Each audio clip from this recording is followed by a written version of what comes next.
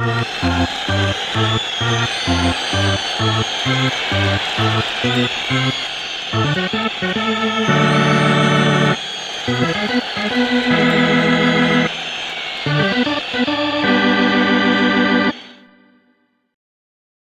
we're back in the Jags den here with Spain Park head baseball coach, Coach Will Smith. As always, we'd like to thank RFG Advisory Group for their sponsorship of the Coach Smith Show, as well as Birmingham Landscape Design. Real quick, just got to get it out of there. It's not baseball related, but it is somewhat. Had to feel good to see some people out there on the right field home run porch this weekend, did it not? That was great. I had a chance to sit out there the Friday after our game and watch the Saraland and Phoenix City game, and it's an awesome place to watch a game. And I think it's my wife's favorite place on this campus is out there watching games. So absolutely, yeah. I mean the guys that Rick and that group of dads that planned and designed that structure did a great job. It did, and I just said I'd kind of mention it because it was so cold this weekend, but some people got out there, and I actually walked out there with you. It was a good place to watch a game, and I just think it's something that not only our players are going to enjoy, have people out there in right field cheering for them, but I think it's going to actually probably pull out more of the student body to come out there. Yeah, that's our hope, and especially as the weather gets better, throughout the course of the year, you get later on in the spring, and it was hard. It was hard for anybody to want to be out there on Saturday, though. Like 30 something degrees with 10, 15, 20 mile an hour wind. It was cold. Like it was. We played a baseball game, but it seemed like both teams were trying to get to 42 outs very quickly. They were. That was the win. But hey, so you start off Friday night and you take on number one Thompson. Now preseason rankings are just at their preseason. You're going off the past, but I think you probably exceeded a few expectations there. But talk a little bit about what you were happy with Friday night with your team, the way they came right out of the gate. Yeah, no question.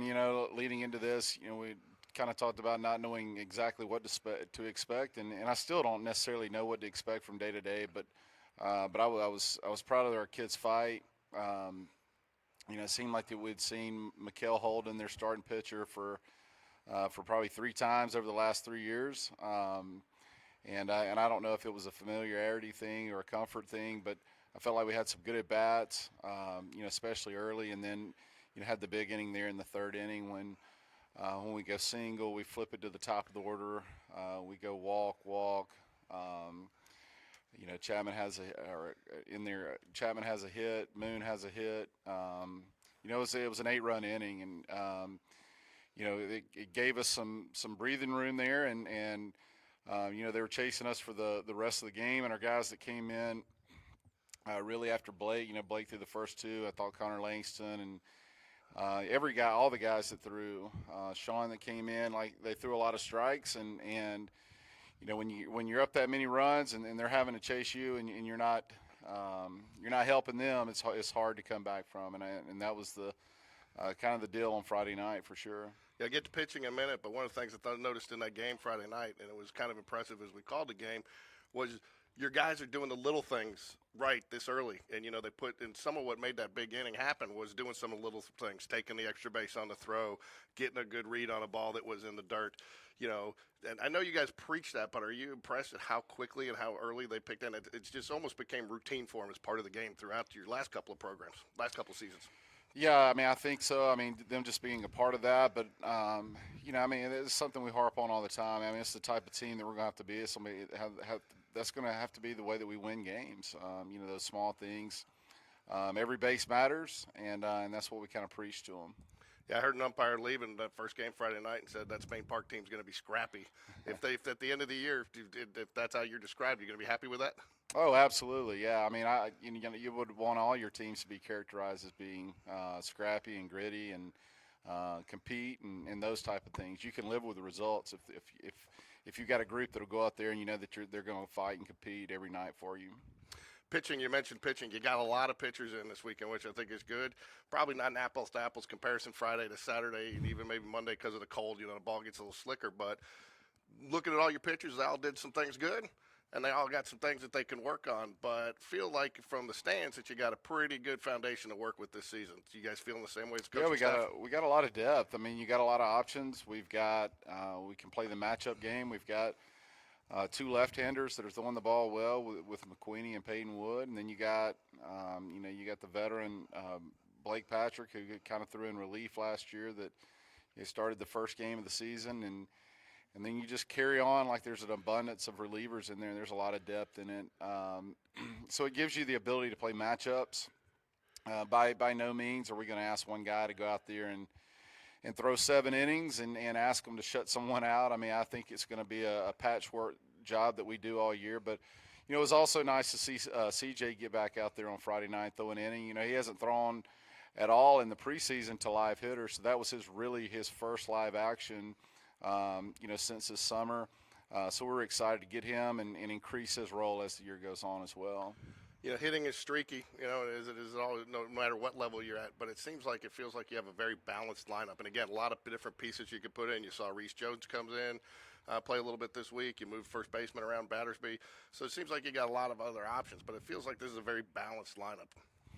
Yeah, I mean, it's not going to be a team that wins games by, hitting 2 or 3 home runs a game. I mean, we're going to have to find ways to get on base. But like you said, I mean, it's got some balance in it. It's got some athleticism in it. We've got a lot of guys that have the ability to steal a base and create some pressure on the bases. And that's kind of what we're trying to preach is the depth of the lineup and making all 9 of those guys, regardless of who it is, night in and night out, be able to go through and compete throughout the at-bat and really tax the starting pitcher. And even in Saturday's game, I thought we had him on the ropes there in the second or third inning when we had it bases loaded, 1 out, top of the order up. Was a 3-1 game, and we just didn't get the hit during that time. I thought it was a big moment. He was able to pitch out of it with a strikeout and a ground out, but like I said, Saturday was a very, very difficult time to try to assess a baseball game and assess baseball players. Just because it was tough being out that day. Yeah, and I don't think that score was not taking anything away from Helena. I don't think that score was really representative of the game because Spain Park had their chances. We left a lot of guys on base, but and again, I think that's something else that we've noticed. A lot of opportunities. This team has scored a lot of runs. 2 outs, started rallies with 2 outs. It's almost like they get up there mentally. They're not thinking 2 outs. They're playing, and I think that's an asset as a coach if you have a team with that mentality. They're not worried about having 2 outs. No, it's huge. I was thinking about it last night. We go up 1-0 there in the first, and then do not score in the second. In the third inning, we have our first big 2-out hit with Coleman. Coleman knocks in 2 runs to make it a 3-0 game, and the very next inning, Aiden Burke has a 2-run double that makes it 5-0. Those 2-out hits are huge. Like we mentioned kind of on the first broadcast that we had, I think that's going to be big for this team this year. Getting off the field defensively when you have the ability to get off with 2 outs, and then offensively, when you have the opportunity to make a 2-out hit, to make that or to have a good at bat in that situation, I think are going to be the difference in wins and losses with this team this year. You talk a little bit about Aiden Burke. I wanted to highlight him just a little bit. He's a guy that batted 9th last year in the order, but solid shortstop. Worked hard in the offseason and clearly has gotten stronger. But it's bringing a little bit more of probably an aggressive mindset to that leadoff position. I think he had 2 first pitch hits last night that, he's going up there ready to swing right out of the gate. Yeah, he is. I mean, obviously, his main role last year in our lineup was to catch the ball at shortstop, and I really didn't care what he hit. He was more of a defender, and we needed him to take that extra next step this year, and it's something we've preached a lot with him and worked on a lot with him. Him being able to use all sides of the field and just kind of staying in the middle of the field, and I think that he's had some success with it, and it goes from being like, and that's the thing, like just kind of teaching it early on, like what's your objective this time? I'm trying to get on base? Is it an RBI type situation? Just knowing the situation and being able to teach that and him understand that. Of course, you start the game with a single, and then he comes back there in his second or third at bat and has the big double. I mean, that was a completely different scenario. Although he did swing first pitch on both situations. But that at bat, he was more of an RBI guy, and just having him, understand what he does well, his strengths, and kind of staying within those strengths, and not trying to do too much. Yeah, not trying to put too much importance on them either, but you got, a Matthew Weedra behind them, James Battersby and Chapman Blood. It's three guys that can hit for power, and if he gets on, I mean, it kind of dictates what those pitchers are going to be able to do to those 2, 3, 4 guys. So him getting on and being disciplined, like you said, and playing multiple roles down there's got to be huge for you in this lineup. Yeah, absolutely. And he's got the ability to run, and you know, he's a guy that's fun to coach. I mean, like guys like that you have to kind of pull back in off the boat. They're that aggressive style in nature. I mean, that's something that he has. I would much rather be on that side of it than too passive and too timid. But he plays fearless. He really does. So you head down to Orange Beach this week for a tournament. We've talked about this tournament's as much about the baseball as it is about the bonding experience. So talk a little bit about that and what you've seen some of the other teams up to this point doing. What your kind of expectation from that standpoint is.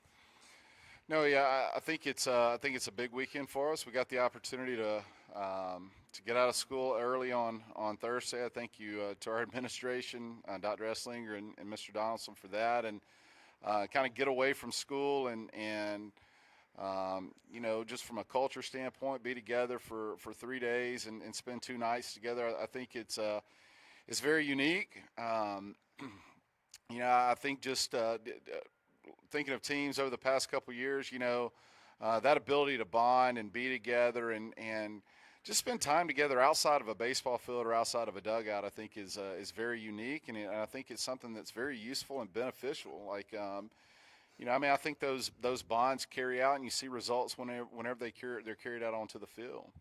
So a lot of people picked up and a lot of questions this weekend throughout the stands about the comms for the pitching coach and the catcher. A new rule this year, and I personally, from a fan standpoint, think it's great because it takes a lot of pressure off having to get that sign, speeds up the game, and keeps the rhythm going. From a coaching standpoint, how do you guys like that? It's been great. Coach Dunn and Coleman and Evan, have been on the same page with it, and have really liked it and enjoyed it, and it's kind of been a thing where. Even on mound visits that Coleman takes to the mound, like he can be the interpreter or the translator there. So it's been nice. It's kind of unique. It's the first year that we've been able to have it here in high school baseball. So, anything like that makes the game better, I'm all for. All right, last one for you. As you head down into this 4-game set down and then we come right back and we got a game against Vestavia. So you got 5, games here, pretty tight knit together. What are you looking for your team to kind of improve from where they've started these first 3 games? Just to continue to do the things that we've been doing well, continue to do those. Throwing strikes. For the most part, when it's hit to us, catching it and defending it well. And last night we had some big 2-out hits. I think those are huge for us, but.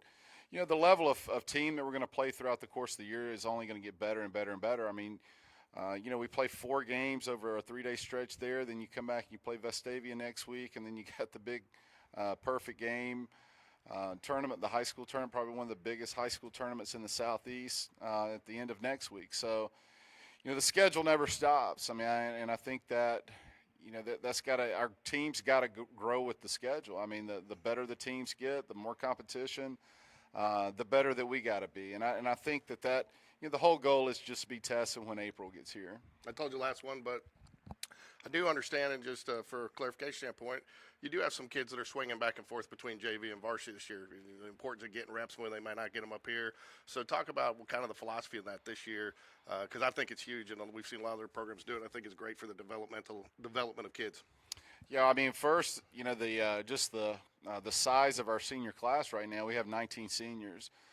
So it really kind of limits, the junior class and the extras that you could take on from that. So kudos, and I love the senior group. They've been together for forever, and I've watched them grow and watched them develop, and I'm very thankful all 19 of them have stuck it out over the last 4 years. But you still got to plan for next year too. You never stop with that, and just having the ability to, whether through a JV or an inter squad or something like that, stealing innings or in at bat here or there, you got to find ways and ways to get those guys reps and innings and those type of things. So they haven't just completely taken a year off going into their senior year, and I think that's important because we're going to need each of them next year.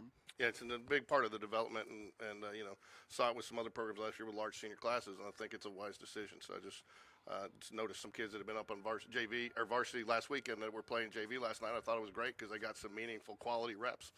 And I think it's awesome. I mean, I think it's a kudos to them too, for doing it and understanding it, and one thing we're thankful for is we're going to be able to take them all with us this year, or this weekend. So all of our seniors and juniors are going to be together, and I think it's going to be a special time.